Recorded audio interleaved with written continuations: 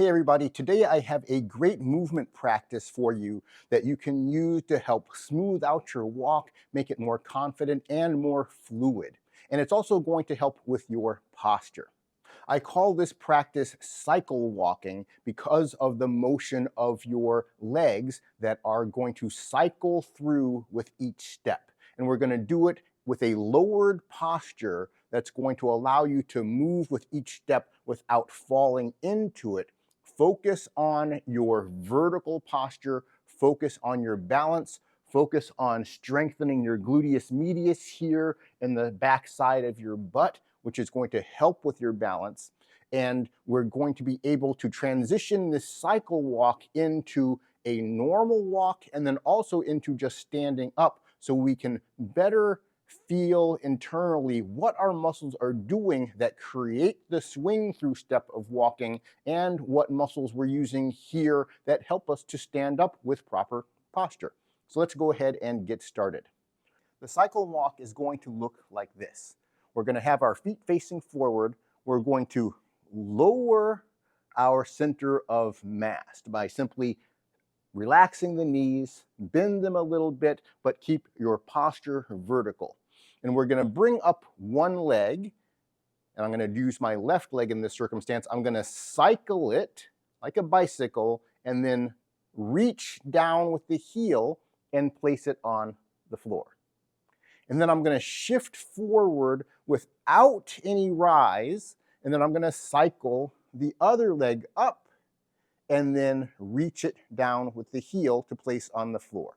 And we're just going to continue this practice, shifting the weight forward, cycling the foot up, and you're going to notice there's not a lot of motion happening in the waist. I'm going to let my arms dangle so you can see what the natural arm swing will be if we do this practice.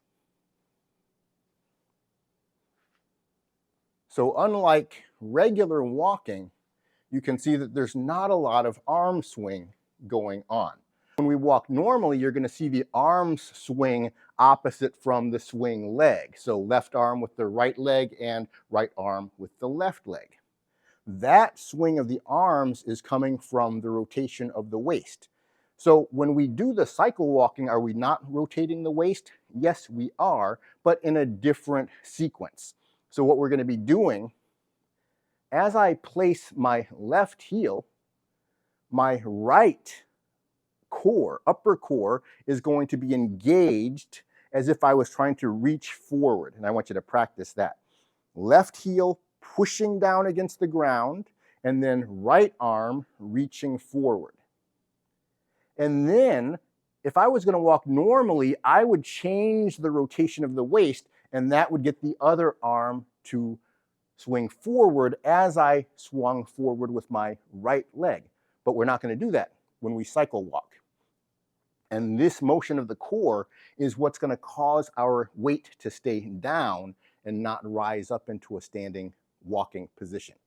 So I'm going to keep my waist rotation the same here as I shift forward.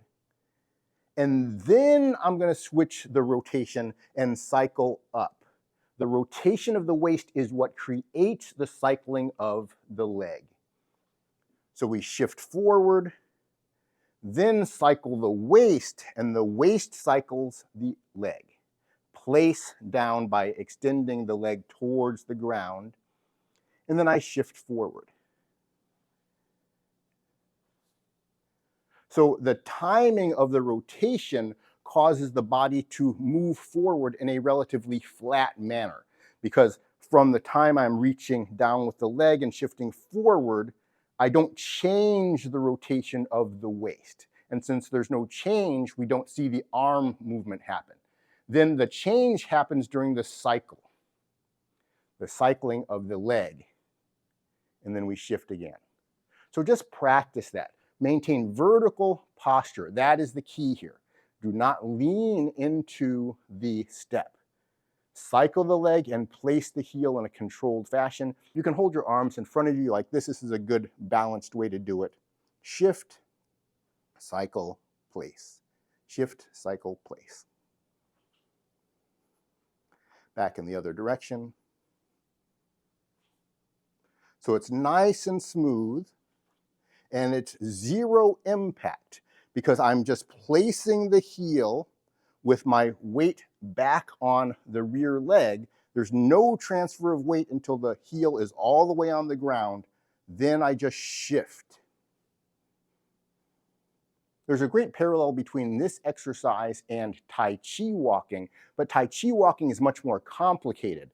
In Tai Chi walking, we have our legs angled away from each other at about 45 degrees, and we have to do a number of weight shifts forward and back and pivots in between and balancing positions. That helps you in Tai Chi walking to learn how to place the foot softly in front of the body with no impact, but there's a lot more mechanics going on. So this practice of cycle walking is going to be a little bit simpler than Tai Chi walking. And so that's why I recommend this as a practice to get your own walking technique more fluid and more confident. So there's no extra pivoting that we have to do. We're simply placing the foot, cycling, and shifting the weight.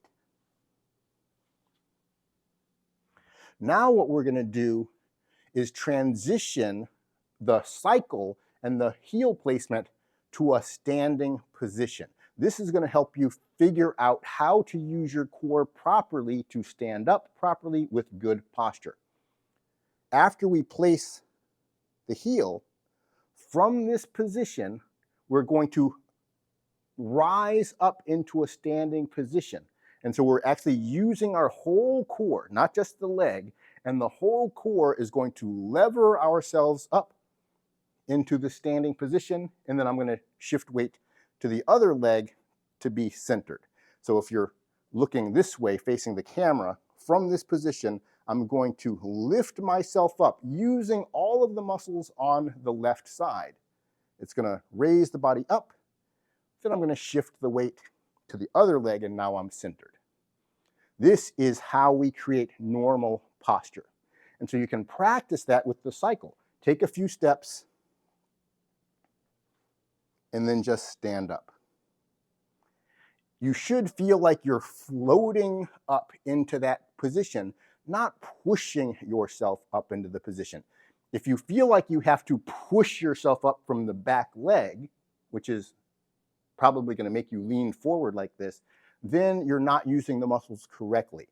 So the feeling should be step, step, step, float up, and then shift your weight. That motion of the core that causes you to rise into the standing position is the exact same motion of the core that you're going to use when you do the swing through phase of stepping or the swing through phase of gait. The only difference is when we initiate the motion. So as we're walking and I place, instead of standing up here, I'm going to shift forward, but now I shifted forward with a slight rise. Why did I slightly rise there? It's because of the waist rotation. After we place here, if you turn forward on the right side like we've been doing, the body will stay down with no rise. The knee will flex. If we shift forward but change the rotation to the other side, so begin the cycling of the waist right here, you'll notice that your body is going to naturally begin to rise.